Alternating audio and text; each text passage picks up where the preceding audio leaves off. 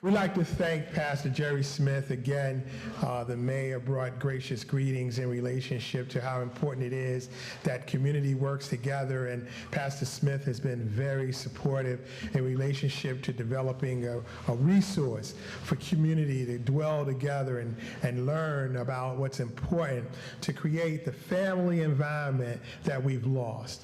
And that's what's so critically important about today's activity, is to redevelop the family mentality. You know, we hear the cliche, it takes a village to raise a child, and it's obvious that we're losing our villages because our children are not being raised. We constantly talk about how it's the family and how it's the parents and how in relationship to everything that needs to be done has to come from the home, but the home is the community. And if the community is not really providing the kinds of resources that we need to say that we can get through this dilemma that we're having, then we might have to have a real poignant attitude about identifying where our villages are and why our villages are not working. And today's activity, this exercise, is predominantly focusing in that area. You know, it's really important that we recognize the fact that a lot of the stress, a lot of the anxiety, a lot of the discontent that go on in our community is really focused around our youth. And if we think about the patterns of the past, you know, the civil rights movement and its genuine aspects of raising awareness about issues that were detrimental towards creating a society that would accomplish a goal of success, we can see that through the history of our communities, it has always had a diminishing return. When we looked at the time of the era of the Vietnam War, and especially when individuals were coming back home, drugs were rampant in our community. They were overwhelmingly part of a lifestyle that we began to feel was actually normal. And even to this day, with the nuance of legislation that's being inducted that will pretty much legalize drugs for the aspects of economic potential, it's not really doing much to help create a better society for us or our people. What has happened is that we have had a very large reduction in emphasis on health care. I was listening the other day at some comments that were being made about health care, and one of the comments that was being made said that if we close down the hospitals and not have as many hospitals, it will create more competition for the hospitals that exist. And it's such a mundane excuse for not being responsible for what's important.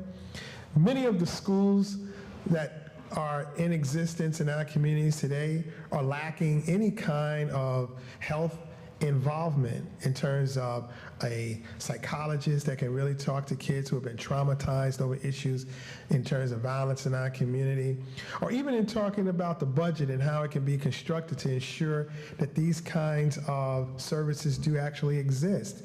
It always gets, I would say, suppressed or even pushed to the side as if this is not the most important thing. We have to really talk about how we're going to compensate teachers, or how we're going to find a better school building, or what is going to happen in terms of the legislation with the money that's coming down. But where it really comes to existing services for our youth in our schools, we're very limited to health care. One of the things that's so important about today's exercise as well is that it's not just our youth who are suffering in relationship to the problems that we're having with health care. One of the things that is happening now that's called a silent epidemic is the proliferation of people using prescription drugs, and the proliferation of prescription drugs now becoming part of the black market. Individuals are getting more than they really need, and in many instances, especially if they've already been over-medicated, they're finding ways that it can compensate their urgencies. And then we don't even look at it into that type of relationship because it's legal. There's nothing illegal about somebody going to the doctor and getting drugs and then thinking that they have too many and setting it to the side, or even in as much, standing out on the corner and selling it, except for the fact that law enforcement finds it to be a healthy alternative for them. Because many of the individuals that are coming in and out of our jails today are coming in and out of our jails not for selling marijuana, not for selling cocaine, not even crack is one of the high escalating issues and why they're getting arrested. They're getting arrested for Percocet, they're getting arrested for oxycodone, and they're getting arrested for methamphetamine, crystal meth. A gentleman yesterday, two individuals were arrested over in Nutley. One of the individuals that was arrested had something like 123 vials of methamphetamine. And what was unique about it, he had a $25,000 cash, a $25,000 bond. Cash, no bond, no cash. $25,000 bond, no cash. So that means he had to give that money. He had to give 25. He had to give 250. What is it? No, yeah, it was $25,000, right? But what was so ironic about it? Another gentleman that was arrested with him had a $350,000 cash or bond. So even in terms of the way we're receiving the kind of messages that are coming from our legal justice system and the equities that's being developed about how they are judging an individual for the inequities of law enforcement that they're presenting to us, we still have a lot of areas that we have to contend with when it involves itself with not so much on the issue of us having more law enforcement, but the issue of us finding out why are our residents involved in a number of medically induced types of activities. Now, there is a major problem in regard to that we don't hear a lot about, because it isn't the tragedy of somebody dying in the street or an escalating type of statistic. We have elder abuse. And in relationship to elder abuse, I'm talking about an individual who goes to the hospital to have a knee operation and he dies or she dies because they over-medicated them. Or an individual who goes in for a procedure, simple procedure, dying. We have individuals that are dying. At the Newark branch, Danny Williams, when I was really actively involved with him, and what really gave me the inspiration to want to deal with this topic now is that we were focusing on how individuals were dying from curable diseases. You know, we're not focusing on that. You know, we're looking at it in many aspects on pretty much how does the national attention focus on funding.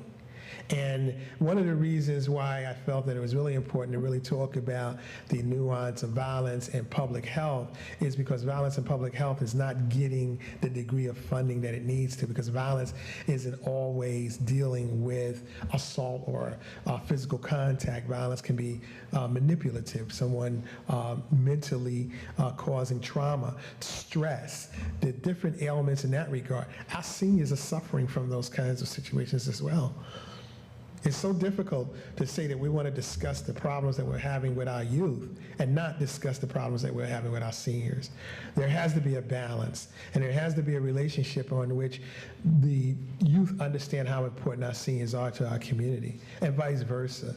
It's very difficult to really address those kinds of concerns when we're separating them as if one is a priority over the other. I think we need to really look at it as the energy of concern that will connect the entire circle, so that it's in the same relationship of saying that if we're going to focus on eliminating or reducing or even in as much challenging the problem, we can't look at it from one end of the spectrum to the other. We have to look at it as a whole. That's what family consists of, looking at it from the whole. And when we develop it in the ways that is important for us to be able to accomplish the task of bringing in types of programs and activities that is going to develop a behavior that is going to change the way our youth respect our seniors, then we can say we're accomplishing a rite of passage. And those are the things that I'm hoping that we can be able to work together on, which certainly we do. We have more than enough organizations. What we have is organizations that are not working together. And there needs to be a relationship in that concern. I don't think that my organization in particular is not necessary. I think that my organization and any organization of people that come together, because we're a very large generation of population, is important that we find ways that we complement one another for what we do. The Newark NAACP should be complementing the Irvington NAACP. The Irvington NAACP should be working in conjunction with what's going on with the Oranges and the Maplewood NAACP. Just like Mayor Wayne Smith should have a strong effort in regard to what's going on in West Orange. And I'm very happy that Mayor Smith is here, being the person who is the leader of the urban mayors. Urban communities are so in need of having attention, and it's important that we focus on giving support opposed to finding criticism, why it's necessary for us to say we don't want to do it, but we should look at what we can do and then work around those differences, regardless of whatever the capacity may be. We're not dealing with it from that evidence of originality and what African Americans really have been able to identify with in their lifestyle.